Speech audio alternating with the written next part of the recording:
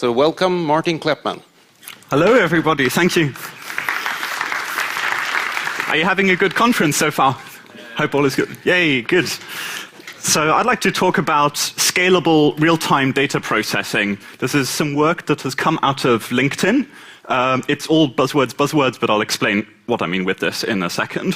First of all, if you want to follow along, if you have your laptop or phone open, you can actually, the slides are already online.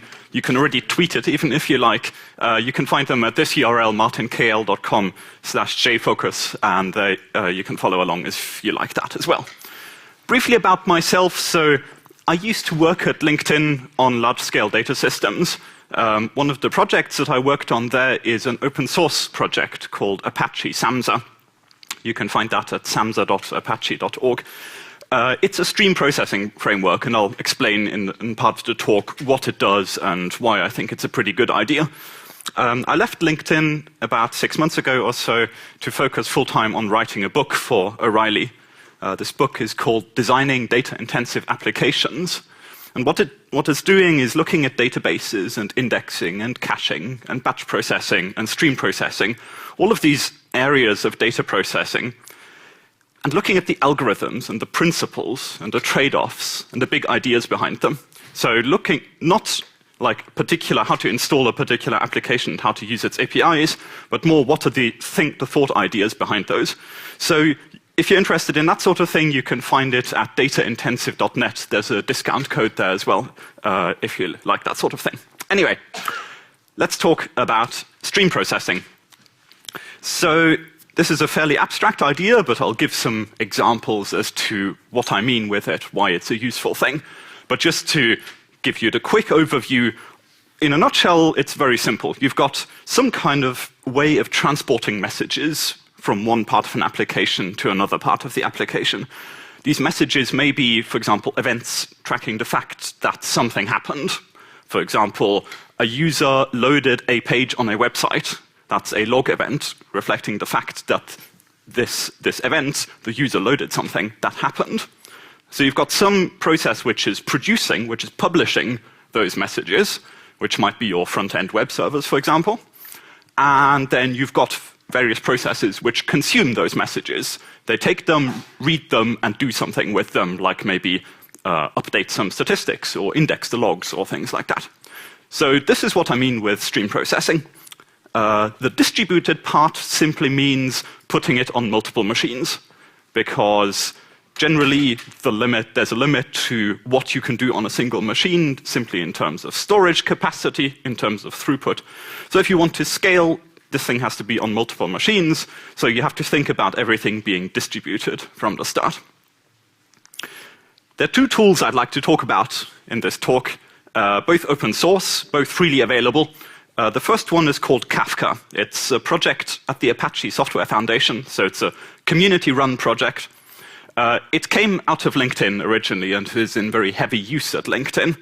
And this is a message broker. You can think of it kind of like a message queue. So if you're familiar with RabbitMQ, for example, or JMS, they do kind of similar things, as in they transport messages from A to B.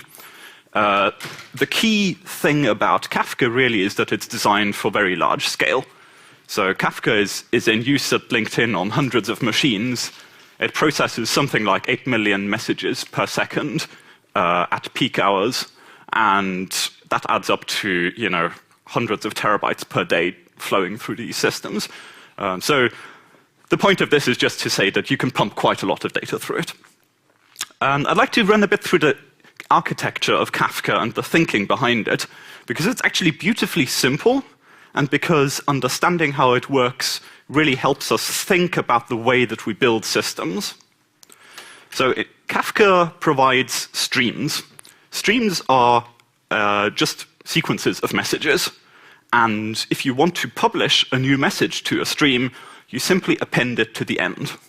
So you can think of these streams as append-only files. Every time somebody wants to send a new message, publish some new data, that simply gets stuck at the end of a file. So that's the only way you can write to a stream. You can't overwrite something in the middle of a file. The only way is append something at the end. And then there's only one way of reading a stream. The way you read a stream is a consumer has a pointer, a position, an offset into this file. So it knows that all of the messages are sequentially ordered. They appear in a fixed sequence because it's an append-only file. And now, when a consumer wants to read some messages, it simply goes to the broker and says, hello, for the stream X, can I please have all messages after offset 1234? And if they're new messages, since that offset, the broker will return those and say, OK, your next offset is 1236. So by consuming sequentially, each consumer knows that all of the messages lower than its current offset, it is already seen. Those are done. All of the messages higher than its current offset are yet to be handled. So the consumer only needs to keep track of its offset in these streams. The brokers, which implement this message queue, they don't need to keep track of which process has seen which message. So that makes the load on the brokers much, much lower. There's much less overhead than with other kind of message transport systems. And it's, because it's so much simpler, that's part of the reason what allows it to scale so well. The other thing that allows it to scale so well is it's partitioned. So you see here on this diagram, there are actually 3 parallel streams. They're kind of packaged up in one box. So we think of that entire box as one stream, and each of these files within it is a partition. So each partition is really an append-only file. So within each partition, all of the messages are totally ordered. It's simply a totally ordered sequence of messages. However, between 2 different partitions, there's absolutely no relationship. So each partition is independent from the others. There's no ordering restriction between them. There's no coordination required. And so that means you can have different partitions living on different machines. They can be consumed. They can be published completely independently from each other. And you can have as many partitions as you like. And you can move them from one machine to another if a machine dies, for example. And that's really core to the scalability of Kafka. So that's really the essence of what that is about. I said I was going to talk about 2 open source projects. The first one was Kafka. The second is Samza. This is the project that I'm a committer on. And it's a stream processing framework, which is a kind of sister project to Kafka. So it's designed to go very well with Kafka. You don't have to use the 2 together, but they work very nicely together. And what Samza lets you do is write code which consumes and produces message streams. So the idea is you've got some kind of process running somewhere where a little bit of code runs on every message that comes in, and that code can decide what it wants to do. It might swallow the message, or it might transform the message in some way and write it out to some different stream, or it might write to a database, or it might query a database, whatever. What Samza gives you is a few different things. It gives you a deployment mechanism, so it gives you a way of getting your code to run on a cluster of machines. It gives you various fault tolerance primitives, so if machines die, or if the network goes down, or various other things go wrong, then you have a sensible way of handling that. It takes away some of that complexity. And it provides some facilities for state handling, which I'll talk about in a minute. The API of Samza is actually super simple. So it's actually written in Scala, but it exposes a Java API. And the core of that is just a single interface with one method. That method is called process, and it gets called once for every message that comes in. So every incoming message will cause this process method to be called, and the message is given to it in an envelope with a bit of metadata about where it came from. Then there's a message collector, which is a way how you can send messages out to output streams, and task coordinator is just a bit of bookkeeping stuff for checkpointing and shutting down jobs and things like that. So that's the level of abstraction at which Samza works. So it's a fairly low-level interface. You know, it's not like SQL, some kind of clever query language. It's really just an API. But the idea of Samza is to implement this simple API really, really well. And then you can build higher-level tools like fancy query languages on top of it. But anyway, this is kind of the level of abstraction that we're talking about right now. If you're familiar with MapReduce, Hadoop MapReduce, this is somewhat like a mapper in one of those jobs, except that here we're talking about real-time data streams. So typically the latency through Kafka and Samza will be a couple of milliseconds or so. Whereas in MapReduce, you're talking about batch processing of files on HDFS. But Samza is designed to play nicely with Hadoop. So if you're using Hadoop already, you might be familiar with Yarn. This is the cluster manager for Hadoop 2. And Samza actually deploys its jobs on top of Yarn at the moment. So if you've already got some Hadoop machines set up, they can run MapReduce, they can run Tez, they can run whatever other Yarn applications, and they can run Samza as well. So Samza plays nicely in this ecosystem. There's an effort underway at the moment to actually decouple the Yarn dependency. So if you don't like Hadoop and Yarn for some reason, soon you'll be able to run Samza without it as well. But for now, it's tied to Yarn. This is just kind of a little bit of detail in case you know about Yarn and you're interested in how it works. So we provide an application master, and then Samza runs several containers, which are these units of processing, which correspond to a JVM, basically. And they can be running on multiple machines, and Yarn takes care of figuring out, if any process crashes, making sure there's resource isolation, so a process doesn't go above its memory and its CPU limits, and so on. Okay, so let's talk about some example applications just to make this a bit more real, a bit more tangible. I'd like to talk about an example that came out of the work I was doing at LinkedIn, and which kind of shows a bit of the inspiration and the reasoning behind some of the design of Samza. And the example I want to talk about specifically is, imagine you're a website, like a social networking website, perhaps, and you track some activity data of what users are doing on your website. So every time a user views a page, you publish an event called a PageView event. And the PageView event might look something like this. So using some kind of pseudo JSON here, you've got the type of the event, which is PageView event. You've got a timestamp, which is just the Unix time of when that thing happened.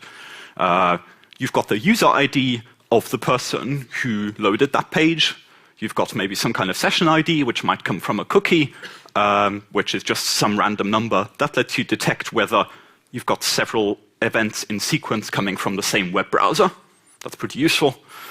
Page key here is just some kind of way of identifying what is the page that's been viewed. So that could be the URL of the page, or the name of the page, or some kind of identifier. So let's assume it's a social network, so users on this website have profiles. So one of the things you can do is you can view the profile of another user. So you might want to log in this event, oh, user 1234 viewed a profile page. Which profile page did they view? So you can put, oh, they viewed the profile of user 4321. You can stuff all of this event in there, all of this information into the event. You might have some other information as well, like how did they get to that page? Did they click a link in an email? Did they come from a mobile push notification? Did they come from a Google search? Whatever. So you can put all of this together into one event, and that just simply records the fact that a page view happened. And once you've got these events, there are lots of interesting things you can do with them. So you can take the same event stream and use it to build several different things. For example, LinkedIn has this feature called Who Viewed Your Profile, which takes exactly these kind of event streams and shows you who are the people who looked at your profile. So it kind of turns around the subject and object of this event and gives you these nice kind of analytic aggregate statistics. So it shows you over time, every week, how many profiles views did you get, and it shows some example profiles with pretty pictures of the people who viewed your profile and various other statistics. So that's one example of something you can build. Another thing you can build is a recommendation engine. People who did X also did Y. Very common in e-commerce websites, but social networks sometimes have something like that as well. People who viewed my profile, for example, also viewed Rahul's and Sam's and Jay's, and they're great people, so I'm happy to be in their company. that's another thing you can do. And there are many other things you can do once you have this PageView event data. You can, for example, use it to look at the results of A/B tests. So you might want to show one group of users version A of your site, a different group of users version B of your site. Now you need to have some way of figuring out, did they behave any differently? Like, did they click more on the button or click less on the button that you wanted to get them to click on? So with this activity data, you can now segment by your A group and your B group and calculate any differences between the two. You could build relevance models for search result ranking, for example, using this data, using the knowledge of which links in the search results people clicked on. You could monitor the performance of your site. You could do reports for management, and so on. So many things you can do with the same data. For now, I'll just focus on one of these, and that is the first example, the who viewed your profile. So just to remind you, it looks like this. There's some kind of timeline you can see there. So each of these dots represents 1 week, I think, and the y-axis is how many profile views you got. But if we zoom in, there's also some other details here which are quite interesting. If you zoom in, it's telling me 27 of the people who viewed my profile work at LinkedIn, which I guess is not too surprising given that I used to work there myself. It's also telling me that 70 of the people who viewed my profile have a job title of software developer. You can see this on your own. Just go to linkedin.com and you can see exactly the same kind of stats for yourselves. Now, this is quite interesting because if you think about this here, it's telling me how many viewers had a certain job title, but this PageView event didn't say anything about the job title of the user who generated that PageView event. Okay, it's only giving me the user ID. Now, I could do a database query every time I want to generate one of these events and then stuff the company name and job title into the event, and then I can calculate those aggregate statistics of how many people with a certain job title turned up on my profile. But that extra database query, nobody's going to let me do that because it'll slow down my page load times, so that's not going to happen. So I'm stuck with these PageView events which have only a user ID and no information about that user. And now I somehow have to enrich those events and join them with the extra information about some profile information about that user. So if I go from an event that has only user 1234 to an event that has user 1234, and also, by the way, the user's job title is this and the user's company is this. And then once you have that, you can index it, you can aggregate it, and you can compute these kind of statistics that we wanted. But how do we go about this? So this enrichment step here, how do we do that efficiently? Well, I mean, the obvious thing is you have one stream of events, and you write some kind of job, for example, using Samza, which consumes that stream, and every time it sees an event for a particular user ID, 1234, it queries a database. Kind of obvious, really. So it sees an event for user 1234, it then queries the database, hello, what's the profile information for user 1234? It gets back that information, it stuffs that information into the event, and produces a new output stream where that profile information has been added into the event. And so far that seems quite reasonable, except that we run into performance problems really quickly here. So Kafka and Samza are designed for quite high throughput message streams, so you can run hundreds of thousands of messages per second per machine quite comfortably on not particularly powerful machines. Whereas if you're talking over the network to some database, even if it's like some newfangled NoSQL distributed data store, you know, you'll probably get like a few thousand queries per second out of one network connection, maybe more if you use multiple connections in parallel.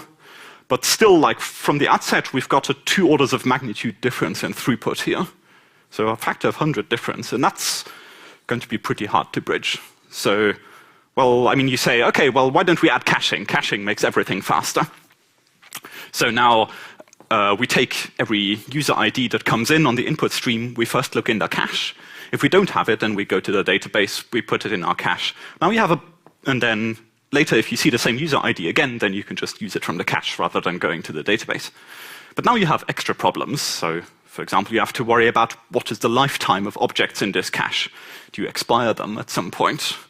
If you make that expiry too short, then you won't get a particularly high cache hit rate, so you might as well not have the cache in the first place. If you make it too long, the data in there will be really stale and really outdated. So you need some way of then keeping this cache up to date. That's a bit of a pain. And actually, there's an even more insidious problem here. And that's summarized in this graph. So it's not too easy to see what's going on here, but I'll walk you through what's going on. This is an actual real graph from one of LinkedIn's production data centers, showing the number of queries per second to a database cluster. And you can see, like, this is over the period of 12 hours. During the day, kind of around midday, it hovers around 6,000 to 7,000 requests per second, and it keeps quite stable there. And then evening comes, and it dies down a bit. And then at, 5:30 p.m., suddenly the throughput drops to almost 0. And for half an hour, it stays almost 0. And then after that half an hour is up, there's a god almighty spike. And it suddenly jumps up to, 26,000 queries per second. So about 3 or 4 times the normal daily peak. And that spike lasts only for a very short time, and then it returns back to the normal processing. So what happened here? Well, what happened is there was a stream processing job. It could be Samza or any other framework, which was consuming messages off a stream. And that job, for every message that came in, hit some database. Or maybe it even had a cache. But anyway, it was making requests to a database. And now that job got turned off for a little while, for routine maintenance. Like maybe a new version got deployed. And because these things are usually asynchronous and in the background, they don't have to be super high uptime, it's okay to shut it down for half an hour usually, as long as when you bring it back up again, it catches up on all of the activity that it missed while it was down. And it's exactly what the stream processing job did. So it got shut down for half an hour, and then when it came back up again, there was a big backlog of messages that it missed while it was down. So it's going to go, I'm going to churn through this backlog as fast as I can now. And it can do that pretty fast. So it goes, processes this backlog, and in the process, it's hammering this database really, really hard. And also because you just restarted it, the cache is cold. So the hit rate on the cache is going to be even lower anyway. So what we've created now is this big problem where one job, this not particularly critical stream processing job, is now suddenly affecting the performance of all of the rest of the site. Anyone else who's using that same database, they're going to see their response times go up. It might bring down some other completely unrelated parts of the system just because they're accessing the same database and because one has bursty throughput. So this is a problem. This is a real big problem, especially when it comes to the operations of large-scale systems. And so Samza was designed with the goal of helping us solve this kind of problem. So one thing we can use here is a facility in Samza which allows a job to have not just one input stream, but several input streams. It can have multiple input streams, and it can join them together. And that is a really nice feature, because think about this. We had our stream of PageView events, where there's one event every time somebody loads a page. Okay?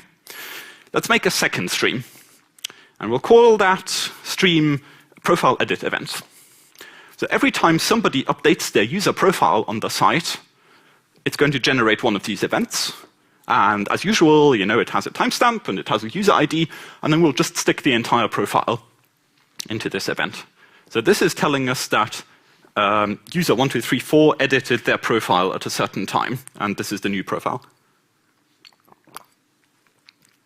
Now that we've got these profile edit events, we can put them in a stream, and we can also feed them into a Samza stream processing job. So every time now an event comes in, we can take that profile edit event, and we can store it in a database. But the key is that this database is now our own copy, our own private copy of the profiles database, which we're not sharing with anybody else. But that copy stays up to date, because every time somebody edits their profile, we get told about it, and we just write it into our local database. But the nice thing here now is that this database we can query as much as we like. So now we take that PageView event, which comes in. Now, say a PageView event comes in for that same user 123, we can now look it up in the database, and we can return the enriched profile event, where we've joined now the PageView event with the profile data. We've taken these two together. The key here is that this database is our own copy, our own private copy, and we can rebuild that entire database just by consuming that stream. So assume for the time being that this profile edit event stream contains all of the profile edits going back to the beginning of time, every single time somebody updated their profile. You can now rebuild this entire profiles database just by starting at the beginning of that stream, consuming the entire thing, writing every single change to your database, and then at the end, you've reconstructed the database in exactly the form that it was before. This is a very nice property to have, because now you can take this database and rather than putting it like on a separate machine across the network where you're going to incur network round-trip time latencies, you just actually stick it inside the same process. So now this is kind of like a cache that magically keeps itself up to date. We can put it embedded in the Samza process so that we don't even have a context switch to another process, let alone go over the network. And Samza actually uses RocksDB for this. It originally used LevelDB, Google's embedded storage engine. We then switched to RocksDB because we got better performance out of that. So this is a storage engine that's just a library. It's not a database that you talk to over a network, but it's just a C library that we talk to via JNI bindings, pull it into the JVM process, and access there directly. And each of these partitions of the Samza job consumes one partition of the PageView event stream and one partition of the profile edit event stream. And we make sure that, say, all of the events for user 1, 2, 3, 4 end up in partition 1 for both of these streams. So now you can see the partition 1 arrows go to the same task. So this task, we now know that all of the events for user 1, 2, 3, 4 go to that same task. But we can partition it by users, so we can have as many of these in parallel as we want. We don't need any cross-communication between these different data stores because the person who's going to update the database and the person who's going to query the database, they are routed to the same thing. This is, again, very similar to what MapReduce does in its shuffle phase, if you know about that. Okay, but I hear you cry, there's a problem here, which is we're using an embedded storage engine, which means that if that machine dies, we're going to lose all of the data on that machine. And that is a problem, but we have a solution for it. So we've now put all of the data local together with the processing. The process dies, we lose all of that data. We start it up again, but now it's got an empty database because it's probably been started up on a different machine, so it doesn't have the same local disks. So that database starts out completely empty. How do we reconstruct this? Well, remember what I said earlier about keeping the entire history of all of the profile events ever? So you might ask, isn't that shockingly inefficient? But just assume for the time being that we can do that. So we can keep a stream where every single profile edit event is reflected. And now, in order to restore the state of our database, we just start consuming right at the beginning. And we consume through the entire sequence of events in that stream, and by the end, we've reconstructed the database in the state it was before. Now, as it stands, if you are going to simply log every single event, then the amount of disk space you need and the restore time is just going to grow proportionally with the number of times people update the data. So that might be a bit expensive if the data keeps getting updated. So Kafka supports a compaction feature, which is basically an optimization for exactly this purpose. Say you have this stream of events, and each event has a key and a value. And here the key is A, B, or C, and the value is some number. And if you want, you can turn on compaction in Kafka. And what that will do is, in the background, it will rewrite chunks of this stream. And for messages with a given key, it will keep only the most recent message for a given key. So you can think of that as like overwriting the previous messages with the same key. So any older messages with that particular key will get garbage collected eventually.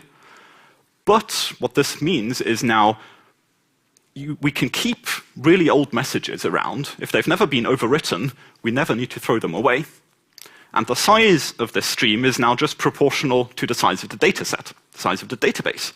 And so you're keeping the database already, so obviously the stream, it must be possible to keep that as well.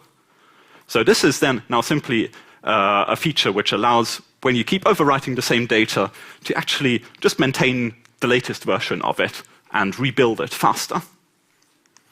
So now we've got these profile edit events here, and from these we can restore these local embedded databases. That means we get durability. And this works quite nicely because the database is simply a reflection of the edit events that appear on the stream. We simply take each and write it to the local database. There's nothing clever going on there. Now, you could imagine some cases where even that is actually still too expensive. So where you say, actually, the state you want to keep are some counters, for example. You want to count the number of times something happened over a very long time period. And now actually going back and replaying that entire history would be terribly expensive. And you can't use compaction in all situations as well. So in that case, Samza has a different feature, which is for these local state databases, every time you write to one of these local state databases, that write is also sent out to a separate stream. We call that a changelog stream. This is starting to look somewhat like the replication you get in databases, if this is ringing a bell. So now every single write is stored locally so that you can read it again fast, but it's also stored on Kafka. And Kafka replicates all of its writes across multiple machines, so it's durable, it's stored on disk. And now if you lose one of these processes and you have to rebuild its state, you can do so by simply consuming that changelog stream again. And by having a key value model in these little embedded databases, we can again take advantage of the compaction feature in Kafka, and we get fairly efficient restore times of these embedded data stores. So it works pretty well for each store being a couple of gigabytes in size. So if you partition it, you can then have, say, a terabyte of state maintained by a stream processing job in a fault-tolerant, durable manner. That's really quite an excellent building block to have. So all of this was explaining how you would do something like who viewed my profile, joining profile data with event data. I want to just talk briefly about a completely different example of using stream processing, just to give you a bit more breadth about the kind of problems you can potentially solve with this sort of system. And that is, now imagine you're not LinkedIn, but imagine you're Twitter, and you have a search function on your website.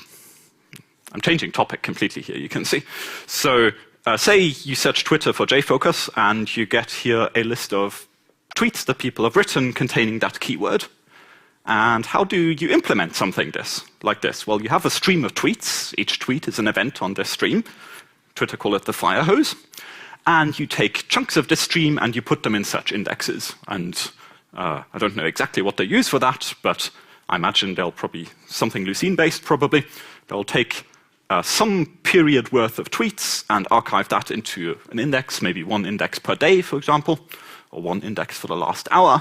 And they'll keep them for a certain period so that when you search, you get results of tweets that happened within the last 7 days, I think.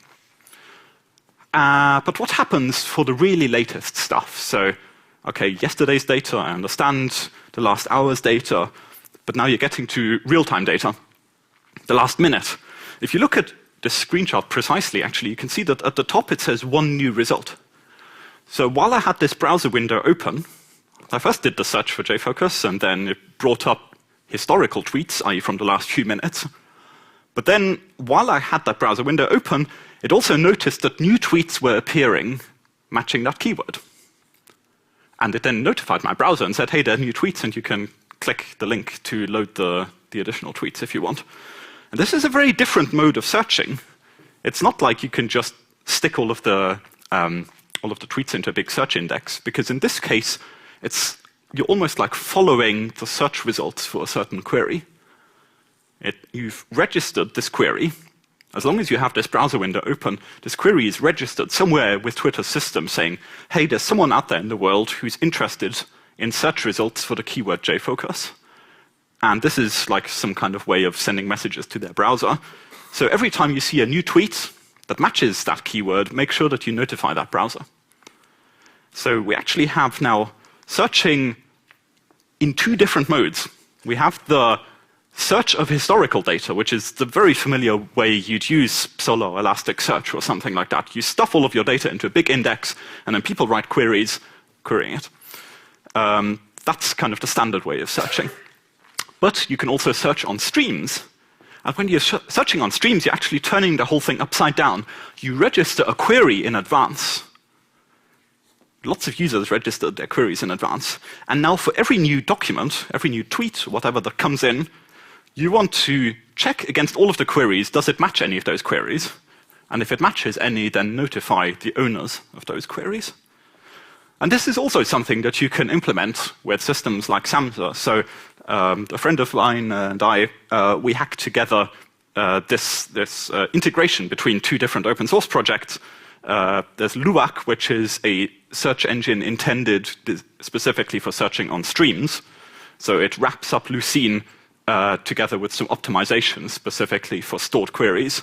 What it does is every time a new document comes in, it indexes that one document, just one document, into an in-memory index, matches against its queries, and then outputs the matches. And we wrap that up in a Samza job. And now we can have two Kafka topics, two input streams.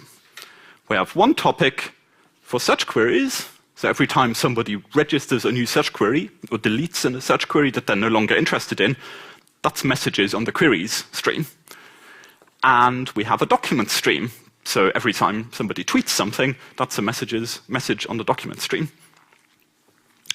Now this is kind of nice because with this query stream, what we can do now is, firstly, we can use, again, the Kafka compaction feature. So we can make up an ID for every query and send every query using that ID as the key. And now if you want to delete a query, if you're no longer interested in it, you just send another message using that same key and a null value, and Kafka interprets that as, oh, you may now garbage collect all of the messages with that key. So it won't keep growing without bounds, it'll just eventually remove those messages from the log. If you want to update a query, similarly, if you want to change your mind about the exact search string, then you could simply have that as an update message with the same query ID again. Now, Samza Luwak here, this search engine, keeps all of its queries in memory. So if one of our machine dies, again, we lose all of that state of which queries people have registered. But we can use exactly the same trick as we did before. So we use the fact that all of the queries that people have registered are stored in our stream, in our durable stream. So whenever one of these processes comes up, the first thing it does is consume that entire query stream and rebuild its in-memory set of queries that it's searching for. It does that before it starts processing any documents. So first bootstrap its in-memory set of queries. And then when that's done, it can continue processing documents. So you have a little bit of downtime while this thing is restarting and coming back up again, but thereafter it'll happily continue processing searches again. So I just wanted to offer that as kind of an alternative thing, something you can also do with streams, just a bit of food for thought, really. So I'm really excited about these kind of systems because they really offer us ways of building applications in a way that's much more sane, that allows us to scale much better, both in terms of the systems of scaling, but also human scaling. Like, how do you get different teams to collaborate? If you were here in Joe Armstrong's talk just before this one, he was talking about Unix pipes. This is really taking that same kind of philosophy and bringing it to the whole data system level, because each of these Samza jobs is just this process which consumes some input messages, maintains a bit of state, and produces some output streams. And the way in which that state is managed is very explicit. So you get very nice behavior, very nice scaling characteristics from this. If you want to read more about it, here's a whole bunch of links. you can find the URL of the slide deck on my website, as I mentioned earlier. There's, again, the link to Samza. If you want to give it a try, do take a look at it. And I think we still have 10 minutes for questions. Yes, we do. So you mentioned that with the PageView example, you partition on user ID. So how dynamic is this partitioning with Kafka and Samza?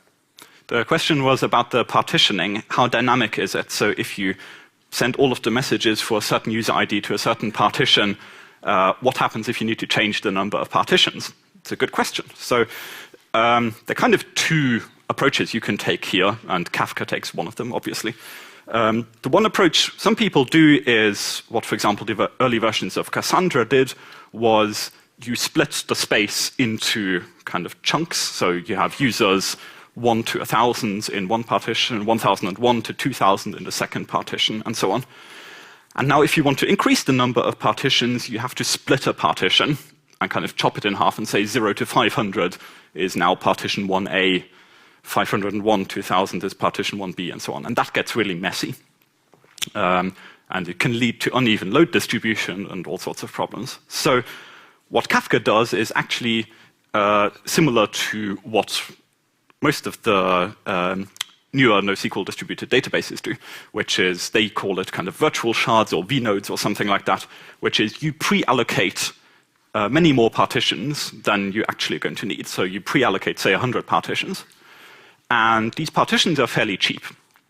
So you can add more. That doesn't mean you need 100 servers. You can still run the whole thing on 1, 2, 3 machines if you want. And in those cases, those partitions will all live on the same machines.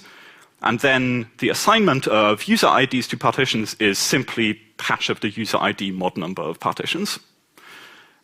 And now, if you want to increase your numbers of servers, that's all right. You just add some more machines and then move entire partitions from one server to another. But so you're not changing the logical partitioning. You're only changing the assignment of partitions to servers.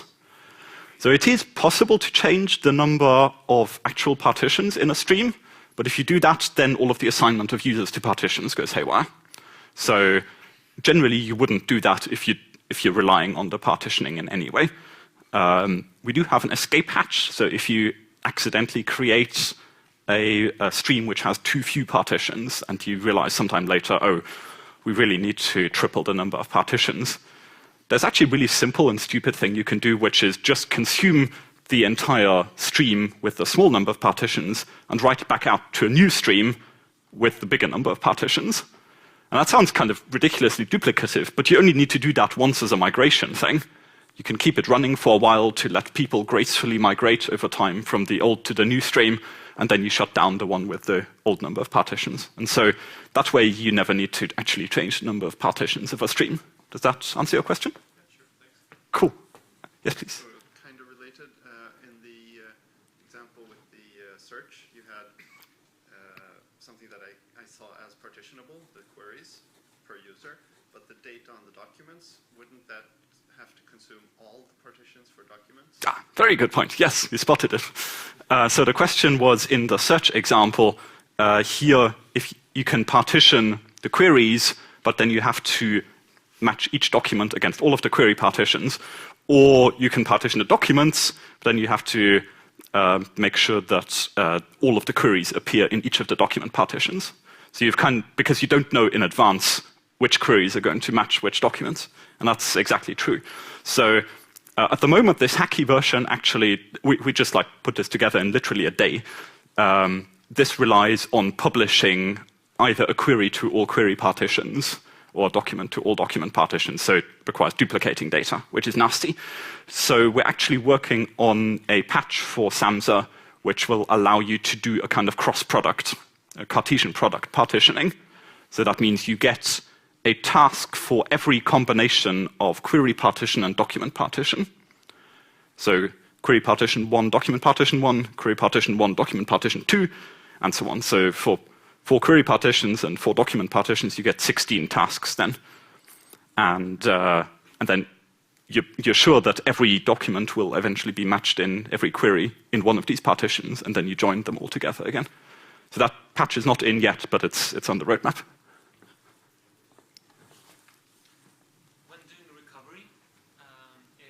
say, generating messages and stuff, how do you ensure that that doesn't have side effects? You generate the same message twice, like do you need to be idempotent on the downstream processing, or how do you do that? So during recovery, how do we ensure we don't produce output messages twice? So the recovery mechanism goes through a different path from the message input mechanism normally. So depends how you're recovering. So if you're recovering from the input stream, then the effect would normally be not that you're writing something to an output stream, but only that you're writing something to a local data store. In which case, as long as you apply this updates in the same order, you end up with the same result, but it doesn't have further side effects in the outside world. If you're recovering from this kind of changelog stream, then that's managed by the framework.